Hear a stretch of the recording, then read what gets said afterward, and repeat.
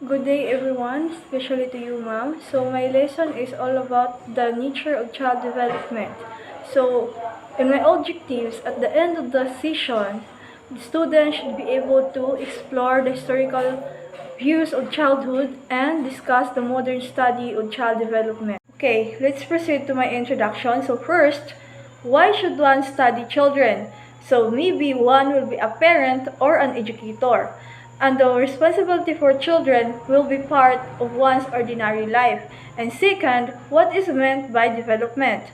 So development is understood as a pattern of change that begins of conceptions and continues through the lifespan. It is often referred to as human development or lifespan development.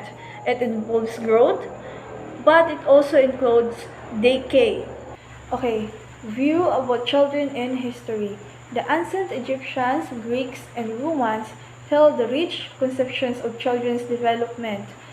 More recently in European history, three influential philosophical views portrayed children in terms of original sin, tabula rasa, and innate goodness. The original sin view was especially advocated during the Middle Ages. So, makita ang ilang sala is, kana original nilang sin is, makita is in their Middle Ages, for example, in their 15 years old or above. Children here were regarded as being born evil. So, sabotable naman siya, no? So, makuan daw ang sala is, sa, gikan sa ilahang papanganak is, kuan na dyan, na dyan sa lagi dala-dala is being born evil. Okay. Toward the end of the 17th century, the tabula rasa view was exposed by English philosopher John Locke.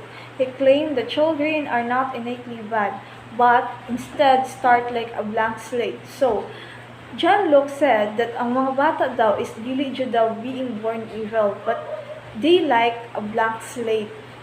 Bali ka ng blank slate is like wala pa experiences, ilang characteristic is dili pa jud ingon nakita na nga na wala pa experiences murag wala pa sila kay balo kung unsa ang tama o mali. The innate goodness view was posed by Swiss-born a French philosopher Jean-Jacques Rousseau. He emphasized that children are inherently good.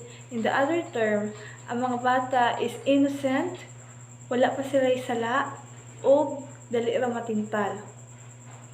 Kinahanglan nila og parental guidance, monitoring, or constraint. Child development in modern times. The modern era of studying children began with some important developments in the late 1800s. Most of the influential early psychologists were trained either in the natural sciences, such as biology or medicine, or in philosophy. The natural scientists valued experiments and reliable observations. After all, experience and systematic observation had advanced knowledge in physics, chemistry, and biology. The impasse was broken when some daring thinkers began to try new methods of studying infants, children, and adolescents. For example, the turn of the century French psychologist Alfred Binet invented many tasks to assess attention and memory. Eventually, he collaborated in the development of the first modern test of intelligence, and it's called the Binet test. And actually, he used his own daughters to experience, and also the other normal children, children with mental retardation, and mental retardation is the IQ level, and nasa upat ka level, and first is mild, moderate, severe, and profound. And so during the 1920s, many child development research centers were created and their professional staff began to observe and chart a myriad of behaviors in infants and children.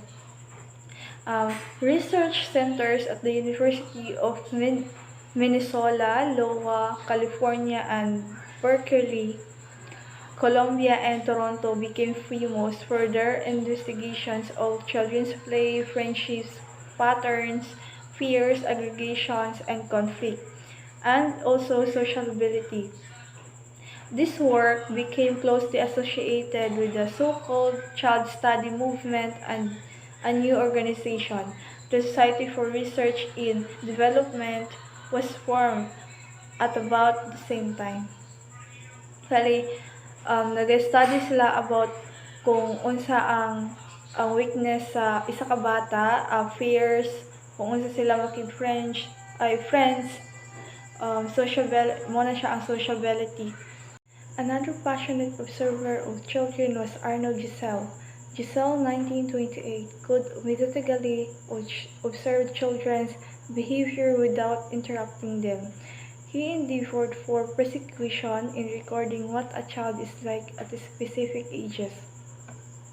Giselle not only fashioned sophisticated strategies for studying children, but also possessed provocative views on children's development, which were strongly influenced by Charles Darwin's evolutionary theory. It was Darwin who made the scientific study of children respectable when he developed a baby journal for charting systematic observation of children. Giselle claimed that certain characteristics of children basically bloom with age due to a biological maturational blueprint. G. Stanley Hall was also influenced by evolutionary theory. Hall, 1904, argued that child development adheres to a natural evolutionary course that can be exposed by a child study. He conjectured that child development becomes manifest in stages with distinct motives and capabilities at each stages. Today, there is a substantial debate about how strongly children develop is determined by biology and by environment, and the extent to which development occurs in stages. The direct study of children, in which investigators directly observe children's behavior, conduct experiments, and obtain information about children by questioning their parents and teachers, had an occupation start in the work of these child study experts. The flow of information about children based on direct study has only increased since the time.